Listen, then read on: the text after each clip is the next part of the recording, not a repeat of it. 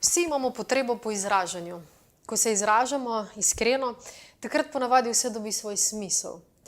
Obenem pa si seveda želimo, da bi s tem naredili dober vtis, da bi pokazali najboljše dele sebe, predvsem pa, da bi imeli pozitiven vpliv na ljudi. Ravno to je največji izziv pri javnem nastopanju. Torej, kako vzpostaviti most med vašim resničnim jazom, vašo pristnostjo na odru in pa publiko. Kako biti razumljiv publiki, brez da bi se podrejali, ugajali ali želeli biti všečni.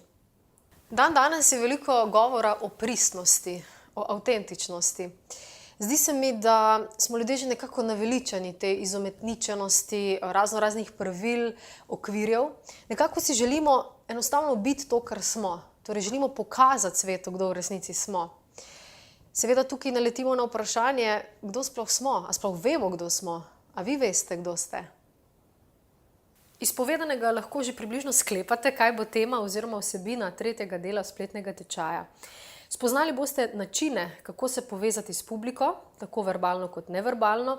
Delali bomo tudi na ravnovesju med pravili in pristnostjo pri javnem nastopanju, dotaknili se bomo tudi pomena socialnih omrežij za pristno izražanje.